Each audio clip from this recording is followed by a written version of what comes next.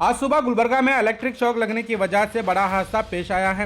ये वाकया Gulbarga Timmapuri circle Mohan laws के करीब का है, जहां एक महिला अपने बेटे को स्कूल बस में छोड़ने आई थी और इलेक्ट्रिक शॉक लगने की वजह से मां और बेटा दोनों बुरी तरह जख्मी हुए हैं।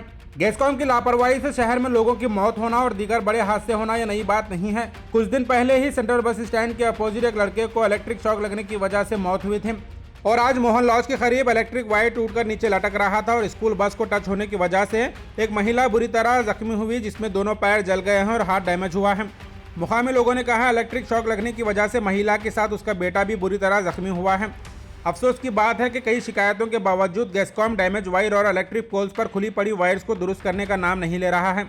और आपको बता दूं, अगर कोई इलेक्ट्रिक बिल भरने में 2-4 दिन लेट करता है तो लाइट कट कर गैसकॉम के एम्प्लॉयज लोगों को डराने का काम करते नजर आते हैं। वहीं कई शिकायतों के बावजूद डैमेज और टूटी हुई वायर और दीगर कई लापरवाहियों पर एक्शन नहीं लिया जाता। लगातार हो रहे हादसों का जिम्मेदार गैसकॉम है, जिसके खिलाफ एक्शन लेना जरूरी है। ಇವತ್ತು ಬೆಳಗ್ಗೆ ಬುದ್ಧಿಮಾಂದ್ಯ ಮಕ್ಕಳ ಸ್ಕೂಲಿಗೆ ಹೋಗ್ತಕ್ಕಂಥ ಸಂದರ್ಭದಲ್ಲಿ ಈ ಒಂದು ಘಟನೆ ನಡೆದಿರ್ತಕ್ಕಂಥದ್ದು ಬಹಳ ವಿಷಾದಕರ.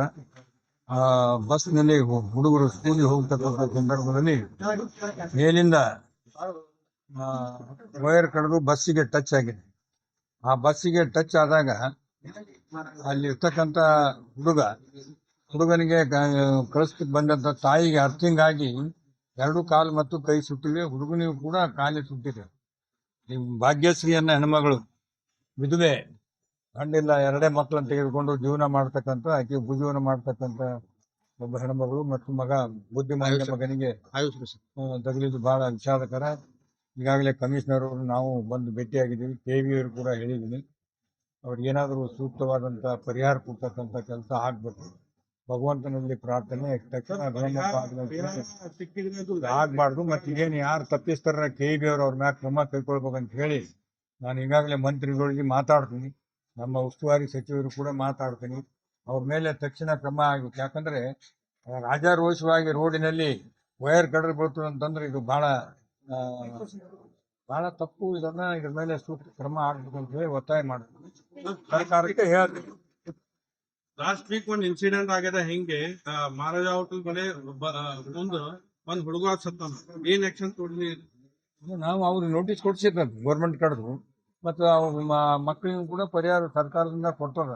ಮುಖ್ಯಮಂತ್ರಿ ಪರಿಹಾರನೂ ಕೊಡಿಸಿವಿ. ಅದಕ್ಕೆ ಇವ್ರ ಮ್ಯಾಗೂ ಇಮಿಡಿಯೇಟ್ ಆಗಿ ಬಂದು ಯಾವ ಸಂಬಂಧಪಟ್ಟ ಸಸ್ಪೆಂಡ್ ಮಾಡತ್ ಹೇಳ್ತಾರೆ. ಘಟನೆ ಆಗೋದು ಪರಿಹಾರ ಕೊಡೋದು ನಡೆದು ಸರ್, ಅದಕ್ಕೆ KV ದವ್ರಿಗೆ ಶಿಸ್ತಿನ ಕ್ರಮ ಕೈಗೊಳ್ಬೇಕಲ್ಲ. ಸಸ್ಪೆಂಡ್ ಮಾಡಕ್ ಹೇಳ್ತೀನಿ, ಯಾರಾಕಿರ್ಲಕ್ಕ ಇವ್ರಿಗೇನ್ ಪ್ರಶ್ನೆ ಇಲ್ಲ. ಐತಿಕರ ಘಟನೆ ಇಲ್ಲಿ ಮೋಹನ್ ಲಾಲ್ ಪಕ್ಕ ಆರಿಫ್ ಹೋಟೆಲ್ ಎದುರುಗಡೆ ಒಬ್ಬ ಹುಡುಗಿಗೆ, ಭಾಗ್ಯಶ್ರೀ ಅಮ್ಮ ಹುಡುಗಿಗೆ ಒಂದು ಕರೆಂಟ್ ಶಾಕ್ ಹತ್ತೋ ಮೂಲಕ ಆಕಿನ ಜೀವಕ್ಕೆ ಒಂದು ದೊಡ್ಡ ಆಘಾತ ಆಗಿದೆ. ಈ ಹುಡುಗಿ ತುಂಬಾ ಸೀರಿಯಸ್ ಆಗಿದ್ದಾಳೆ.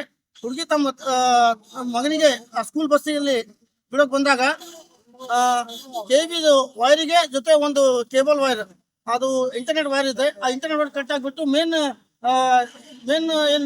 KVದು ಎಲೆಕ್ಟ್ರಿಕ್ ಬೋರ್ಡ್ ಇದೆ, ಆ ಬೋರ್ಡ್ ಅಲ್ಲಿ ಸಿಕ್ಕಾಕೊಂಡ್ಬಿಟ್ಟು ಆ ಬಸ್ಸಿಗೆ ವೈರ್ ಜಾಯಿಂಟ್ ಆಗ್ಬಿಟ್ಟು ಇಮಿಡಿಯೇಟ್ ಆ ಹುಡುಗಿ ಬಸ್ ಟಚ್ ಮಾಡಿದ ತಕ್ಷಣ ಕೈಗೆ ಬೆಂಕಿ ಮತ್ತೆ ಕಾಲಿಗೆ ಬೆಂಕಿ ಹಾಕ್ಬಿಟ್ಟು ಈಕೆ ಸೀರಿಯಸ್ ಇಂಜೂರ್ಡ್ ಆಗಿದ್ದಾಳೆ. ಆಕೆಗೆ ಈಗ ಸದ್ಯಕ್ಕೆ ಸನ್ರೈಸ್ ಹಾಸ್ಪಿಟಲ್ಗೆ ಅಡ್ಮಿಟ್ ಮಾಡೋ ಕೆಲಸ ಮಾಡಿದ್ದಾರೆ ಸಾರ್ವಜನಿಕರು.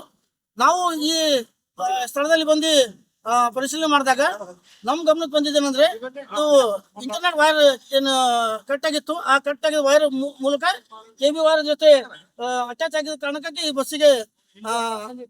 ಬಸ್ಸಿಗೆ ಇದು ಆಘಾತ ಆಗಿದೆ.